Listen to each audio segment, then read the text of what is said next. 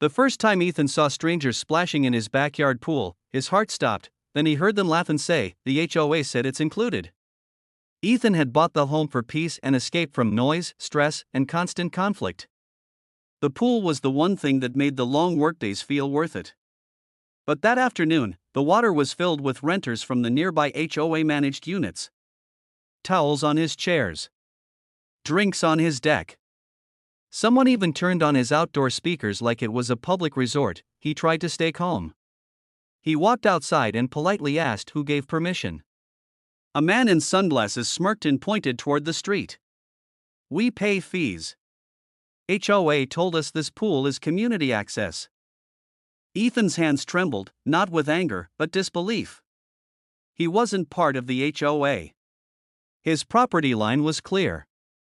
His pool was private. Yet these strangers acted like he was the one trespassing. That night, he checked his mailbox and found something waiting, a printed HOA notice, taped like a warning. It said, "Pool must remain accessible to residents and renters." Ethan stared at the paper for a long time. And whispered, "So that's the game they're playing." But he didn't know yet how far they were willing to go. Ethan didn't sleep. Not because of fear, but because of the quiet betrayal in that HOA notice. The next morning, he visited the county website and pulled every property record he could find. Deeds. Easements. Parcel maps. His pool and backyard were clearly listed under his name, no shared access, no HOA boundary, no agreement. It was clean. Simple. Legal, so Ethan did what any reasonable person would do. He called the HOA office. A woman answered in a sweet voice that felt rehearsed. "Oh yes, Ethan. Your pool is considered an amenity since it's visible from the HOA trail. Residents have enjoyed it for years." Ethan blinked. "I bought the house last year." She laughed lightly. "Exactly. You inherited the arrangement." Ethan felt his jaw tighten. "There is no arrangement." The tone changed instantly. "Sir, if you interfere with resident enjoyment, we will fine you." That word hit like ice. Fine you. After the call, Ethan walked outside. He noticed something he hadn't seen before: fresh footprints near his gate. A broken latch. And a small HOA flyer tucked under his fence, Pool Day. Saturday 1 p.m. They were advertising his home like it belonged to them. Ethan wanted to scream. But instead, he took a slow breath, picked up his phone, and started recording everything. He filmed the latch. The flyer. The trail leading toward his pool. Then he said quietly to the camera, "If they want a pool so badly, I'll give them something they'll never forget." Saturday arrived like a storm with sunshine. Ethan woke up early and did something unexpected. He cleaned the pool until it sparkled. He arranged the chairs neatly. He even placed a small table with bottled water and towels, like a host preparing for guests. But behind the calm setup was a plan. He installed 2 new security cameras, one facing the gate, one facing the pool deck. He placed clear signs: private property, no trespassing, video recording in use. He printed copies of his deed and property map, sealed in plastic sleeves, and left them on the table. At exactly 1 p.m., they came. A group of renters walked in like they owned the place. Laughing. Carrying floats. Music blasting from a portable speaker. A few even waved at Ethan like he was staff. Then the HOA manager arrived. Her name was Brenda. Perfect hair. Clipboard in hand. She smiled like she was about to win something. Brenda walked up and said, loud enough for everyone to hear, "Thank you for cooperating, Ethan. This will keep the community happy." Ethan didn't argue. He simply nodded, then pointed at the table. "Please read that." Brenda glanced at the deed papers and rolled her eyes. "Paper doesn't matter when rules apply." Ethan smiled for the first time in days. "Great. Then the video won't matter either, right?" Brenda froze. "What video?"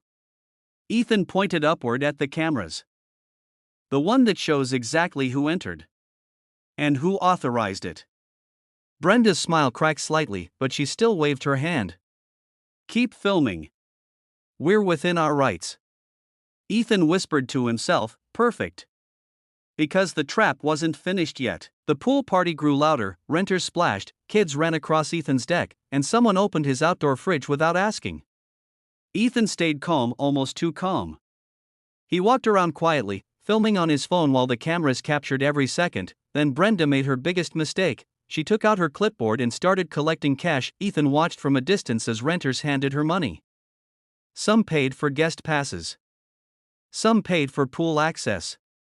Brenda wrote receipts with the HOA logo at the top. That was the moment Ethan's stomach turned, not because of anger, but because of the truth finally showing itself. This wasn't about community, this was about profit. Ethan stepped closer and asked politely, "Brenda, are you charging them to use my pool?" Brenda didn't even flinch. "It's an HOA managed amenity. This is normal." Ethan nodded slowly. "And where does that money go?" Brenda smiled. "Maintenance. Staffing. Insurance." Ethan pointed to his empty deck. "I'm the one paying for maintenance. I'm the one cleaning. I'm the one paying insurance." Brenda leaned in and lowered her voice like a threat. "If you ruin this, we'll make your life miserable." Ethan stared at her, then looked directly into his phone camera and said clearly, "Did you hear that? Say it again." Brenda stepped back, realizing too late. Then Ethan reached into his pocket and pulled out a small envelope. He placed it on the table beside the deed papers. On it was written, "Official notice, legal service documents." Brenda's eyes widened. "What is that?" Ethan's voice stayed calm. "Your invitation. To court." And the renters slowly stopped laughing. Silence spread across the backyard like cold water. Brenda tried to regain control. She forced a laugh and told the renters, "Ignore him. He's confused. HOA law is complicated." But Ethan didn't raise his voice. He simply opened his laptop on the patio table and turned the screen toward them. A video played. It showed Brenda in the HOA office from earlier that week, recorded through a legal consented meeting camera Ethan requested when he came to discuss community rules. In the footage, Brenda was heard saying, "Don't worry about ownership. If we act like it's ours long enough, people accept it." Then another clip played, Brenda saying, "We can't build a pool, so we use his. He won't fight. He's alone." Renters stared at the screen. A mother pulled her child closer. A man shook his head in disbelief. Brenda's face turned pale. "That's out of context." Ethan looked at the renters. "You're not the enemy. You were lied to. But this is private property." A renter spoke up. "So? We paid her for something she didn't own?" Ethan nodded. "Yes." Brenda snapped, "This is harassment." Ethan replied gently, "No. This is accountability." Then Ethan held up a printed document, "Cease and desist evidence log police report draft." He wasn't bluffing. Brenda grabbed her clipboard and backed away, but the renters began demanding their money back. Voices rose, not in chaos, but in betrayal, and Ethan knew the final twist was about to happen.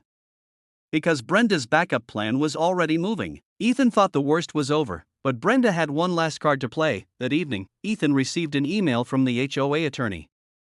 The subject line made his chest tighten, "Notice of violation, unapproved private barrier."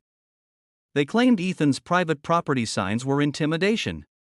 They demanded he remove them within 24 hours or face daily fines. Ethan laughed once, short and bitter. Then he opened another email he had been waiting for. It was from the county zoning office, because Ethan had already filed something Brenda didn't know about, an official request confirming the HOA trail boundaries. The county replied with one clear statement: HOA trail does not include access to pool area. Entry is unlawful. Ethan printed it, highlighted it, and drove straight to the HOA meeting that night. Brenda sat at the front like nothing happened. The board members nodded politely, pretending to be professional. Ethan walked in calmly and placed a folder on the table. Inside, deed, parcel map, video evidence, money collection proof, and county confirmation. He looked at the board and said, "You can stop this now, or I upload everything." Brenda smirked. "You won't." Ethan pressed play on his phone. Brenda's own voice echoed in the room, "If we act like it's ours long enough, people accept it. The room went dead silent, and one board member whispered, "Brenda.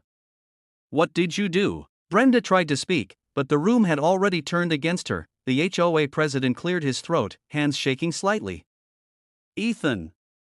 Are you saying our manager has been charging renters for your private pool?" Ethan nodded. "Yes.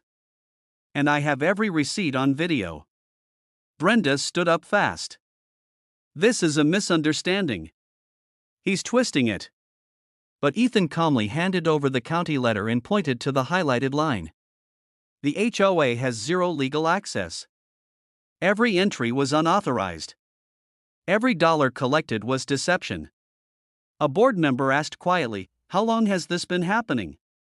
Ethan answered with the final twist, long enough that Brenda created fake HOA amenity passes and used the money to cover HOA budget shortages. She wasn't just using my pool. She was using the community.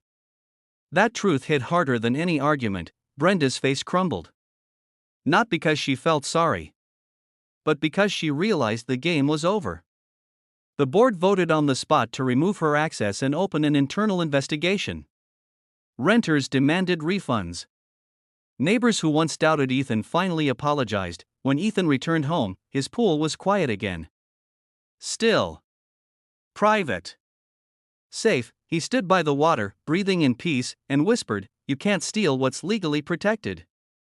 And that was the final twist in this unbelievable HOA story. If you love the drama, don't forget to like, subscribe, and drop a comment sharing your thoughts. It really helps this channel grow.